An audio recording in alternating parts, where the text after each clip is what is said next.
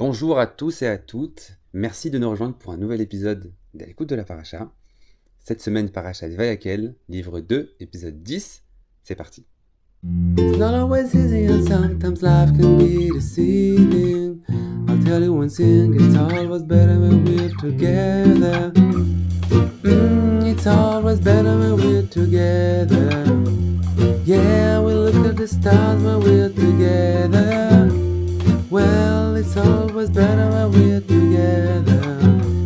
Yeah, it's always better when we're together.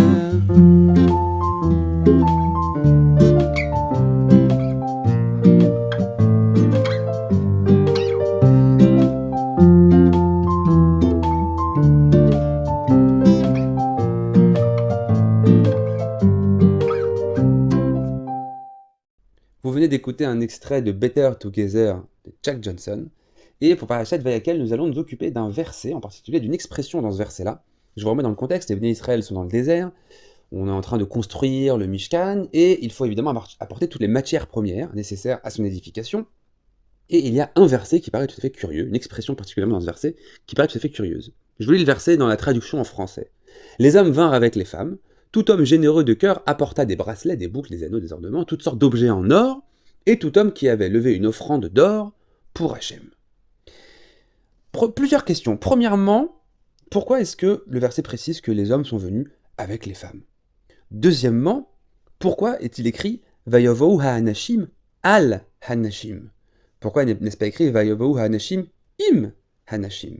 Al, ça veut dire au-dessus ou sur, im, ça veut dire avec. Et ensuite, pourquoi est-ce que le verset utilise le terme de tenoufa et non pas celui de terouma que nous avons rencontré depuis le début de ces parachiotes-là, comme parachat terouma par exemple. Il y a une différence entre terouma et tenoufa. Le Tour à Aror, une explication sur la Torah, nous dit la chose suivante. Les hommes étaient en fait arrivés après les femmes. Les femmes s'étaient empressées d'arriver en premier et de donner directement leurs bijoux, leur or, pour pouvoir participer activement à l'édification du Mikdash, et du Mishkan, pardon. Et les hommes étaient arrivés en fait après. C'est pour ça qu'on dit que les hommes sont venus sur les femmes, c'est-à-dire que les femmes étaient déjà là quand les hommes sont arrivés. Mais on peut aller plus loin. Rashi nous dit la chose suivante. Al hanashim, Aim hanashim, usmuchin alehem. Avec les femmes et proches d'elles, collées à elles, juxtaposées à elles. Alors, merci Rashi, mais si la Torah avait voulu dire im, avec, alors elle aurait dit. Donc, c'est gentil de nous expliquer ça, mais ça nous expliquera pourquoi est-ce que c'est écrit al. Pourquoi la Torah a utilisé justement le terme de al. Ce que Rashi semble nous dire ici, c'est qu'il faille faire un rapprochement sémantique entre le sens de al, utilisé par le verset, et le sens de im, que Rashi vient nous introduire. Que al doit être connoté comme im, cette notion de proximité, d'association. Et dans ce cas, il faut comprendre pourquoi est-ce que la Torah utilise le terme al plutôt que le terme im. Deuxièmement, nous avons dit, la Torah utilise ce terme de tenoufa à la place de celui de terouma. Quelle différence y a-t-il entre le don qui est fait ici de manière conjointe entre les hommes et les femmes et les autres dons qui ont été faits précédemment? Autre curiosité, ce terme de tenoufa est retrouvé dans un autre endroit où il s'agit de dons de cuivre, où c'est écrit Unechoshet ha-tenoufa, et le cuivre donc de tenoufa, cet acte d'amener spécifique, ont été apportés, etc. Et là-bas, le poids nous est donné. Terouma, on va donner juste une définition, j'aurais peut-être dû le faire plus tôt, ça vient de leharim, c'est soulever. Tenoufa, c'est plutôt un balancement. Mais les deux sont traduits, vous l'avez vu, dans la traduction comme offrande, ce qui est peu spécifique. Rashi nous donne, je crois que c'est dans Sefer Vaikra, en tout cas il se base sur une Gemara, la définition, c'est dans Sefer Shemot, il nous dit la définition de tenoufa. Rashi nous dit la chose suivante, Molir humevi, les mish et arba ruchot haolam shelo. Il fait un geste d'avant en arrière, comme on fait avec le lulav en fait, pour celui à qui les quatre vents appartiennent. Tenoufa me akavet ou mevatelet, etc. Maale ou morid, il lève et il baisse à celui à qui le ciel et la terre appartiennent. Donc, pour Rashi, il y a dans dans le terme de Tenoufa, les deux actes. Celui de lever, qui se rapproche plutôt de Teruma, et aussi celui de balancer, qui est vraiment la définition stricto sensu de Tenoufa. Et d'ailleurs, dans un autre verset, Rashi nous le dit plus clairement encore, Kol Tenoufa, Moli Rumevi Maale Omorid. Tout balancement, toute Tenoufa, toute offrande de Tenoufa, eh bien, est accompagné des deux mouvements, à la fois vertical et aussi de balancement. Alors, quelle différence entre ces deux offrandes? Remettons un peu de contexte, prenons un peu de distance par rapport à ces événements. Il y a un midrash dans Bamidbar Rabbah qui nous dit la chose suivante. Il est écrit à propos de l'inauguration du Mishkan, Bayom Harishon, le premier jour. Il y a donc dans ce midrash, il nous expliquait la chose suivante. Maou Bayom Harishon, qu'est-ce que ça veut dire Bayom Harishon? Eh bien, cela fait référence au premier jour de la création, où Hachem a voulu établir ici-bas, parmi ses créatures, eh bien, une résidence. Hachem a créé le monde pour que sa Shekhinah, sa présence, puisse résider aussi ici-bas, parmi nous. Et c'est le jour où le Mishkan, où le tabernacle a été fini d'être inauguré, d'être érigé, en fait, que la Shekhinah a pu descendre, et c'est comme si le monde venait d'être fini d'être créé à ce moment-là.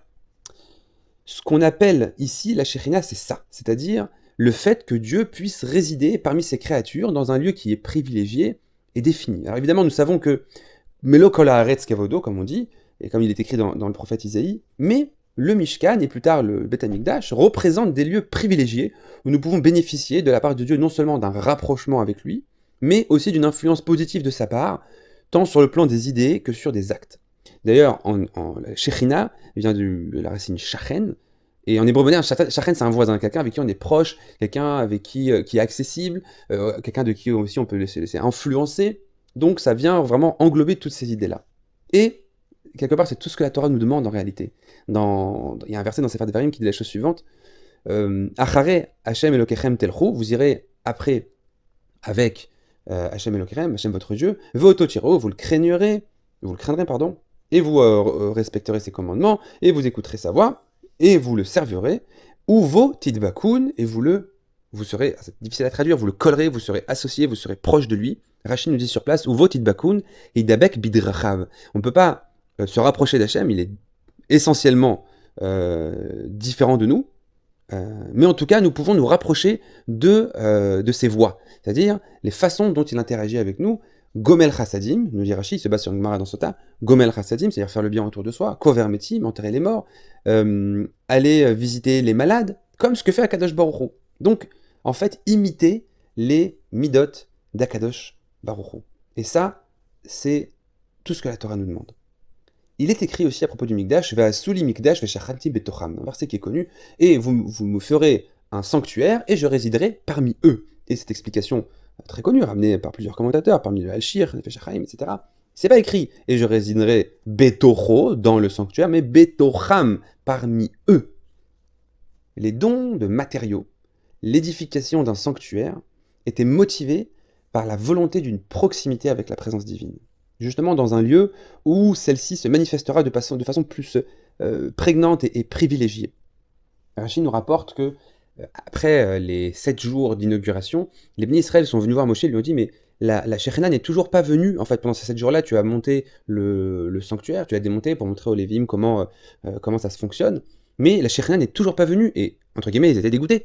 Ils ont dit « Nous, on s'est investi, on a trimé pour pouvoir construire, pour pouvoir amener aussi des biens matériels. » Et, nous dit Rashi, tout ça parce que nous voulions que Shetishre Shekhinah Benenu, pour que la Shekhinah puisse résider parmi nous. Et cette volonté, justement, d'une relation entre Dieu et le peuple s'exprime à travers la notion de Teruma. Teruma, on l'a dit, c'est soulever, donc c'est un mouvement vertical qui vient illustrer ce lien qui est voulu entre le peuple et Dieu. À ce moment-là, comment concilier aussi cette relation horizontale qui est exprimée par Veshachanti Betocham? Nous voyons ici deux mouvements perpendiculaires, mais en tout cas opposés, verticaux et horizontaux. Eh bien, Veshachanti Betocham, ce mouvement, cette relation horizontale, elle est exprimée à travers le comportement de l'individu avec ses semblables. Nous sommes inspirés, influencés, je dirais même imbibés par les valeurs divines, et celles-ci doivent transparaître dans les relations sociales et matérialise la présence divine au sein des hommes. Il y a une Gemara dans Sota qui dit la chose suivante. Ish veisha zachu shechina benem. Vous connaissez tous ce petit Vartora qui est souvent fait au mariage. Il y a ish, isha, la différence entre les deux mots qui comportent tous les deux un aleph et un shin, et ben c'est le yud d'un côté et le he de l'autre. Alors si ils sont méritants, les époux, alors ish veisha, il y a yud et he, c'est le nom d'Hachem. Ils sont pas méritants, ça fait esh et c'est le bazar absolu. Ish veisha zachu shechina benehem. Ça veut dire quoi qu'ils ont la shechina entre eux, parmi eux? Si les époux ont un comportement vertueux l'un avec l'autre, alors automatiquement la shechina réside parmi eux. Pourquoi? Parce que ce comportement-là, eh bien, est en proximité dans son essence avec Hachem, avec les valeurs divines. Et c'est pour ça on appelle ça la shechina entre justement les époux. À la lumière de ces explications, on comprend pourquoi Rashi nous dit qu'une terouma est un mouvement vertical, alors qu'une tenoufa comporte nécessairement aussi un mouvement vertical et aussi un mouvement horizontal. Pourquoi? Parce qu'avant de pouvoir prétendre interagir selon les valeurs divines avec d'autres individus, avant de pouvoir prétendre à la tenoufa, au balancement, eh bien il faut d'abord soi-même se connecter avec Hachem, cette terouma, ce mouvement vertical entre soi et Hachem, comme c'est une condition sine qua non, à pouvoir ensuite interagir de manière digne des valeurs d'Hachem. On comprend maintenant mieux pourquoi est-ce que les offrandes personnelles, individuelles, étaient appelées terouma.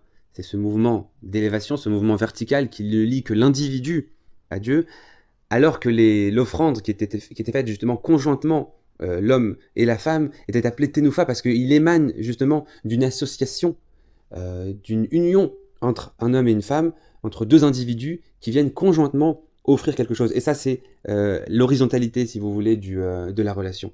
Et cette horizontalité-là, elle vient exprimer de manière parfaite Shachanti Betocham, que Hachem réside parmi nous au sein de nos relations sociales. On comprend mieux aussi pourquoi est-ce que dans le cas du cuivre, le terme de tenoufa est aussi utilisé. L'offrande de cuivre avait été réalisée à partir de miroirs dans lesquels les femmes se reflétaient, se regardaient quand on était esclave en Égypte, et elles se regardaient, elles et leur mari, afin d'éveiller leur tendresse pour qu'ils puissent s'unir et avoir des enfants. Et ce geste-là, cette démarche-là, a sauvé le peuple d'Israël parce que la pérennité démographique a pu être maintenue. Et c'est la raison pour laquelle, justement, parce qu'il y avait ce shalom entre l'homme et la femme, c'est la raison pour laquelle ces cuivres-là ont été utilisés, même s'ils sont un objet de concupiscence, on se regarde dedans, ils ont été utilisés pour faire le kior, cette grande bassine où le Kohen devait purifier ses mains et ses pieds, et aussi à partir de laquelle on prélevait de l'eau qui était utilisée dans le cas de la sota, et donc qui a amené à terme, encore une fois, le shalom entre l'homme et sa femme. Et donc, comme ce cuivre-là représente l'union, l'entente, l'association entre un homme et une femme, eh bien, le terme de tenoufa est totalement indiqué. On peut maintenant revenir à la question originelle qui était de savoir pourquoi est-ce que le versier vient utiliser le terme al et non pas le terme im. Parce que le terme al a différentes acceptations. Il peut tout aussi bien exprimer évidemment le sens de au-dessus, mais ça peut être avec, chez, vers, en tout cas tout ce qui a trait à l'entourage de quelqu'un. Et on l'a compris, c'est bien ici tout l'enjeu, l'entourage. Ça veut dire les gens qui nous sont les plus proches, les relations qui sont avec eux, la nature de ces relations-là, la qualité de ces relations-là, à tel point que la Torah nous dit que c'est lorsque nous avons une relation de même nature avec notre entourage que celle que Dieu a avec nous, que la Shekhinah peut résider ici-bas, et qui de plus proche que nous, que notre conjoint, nos enfants. Shabbat Shalom.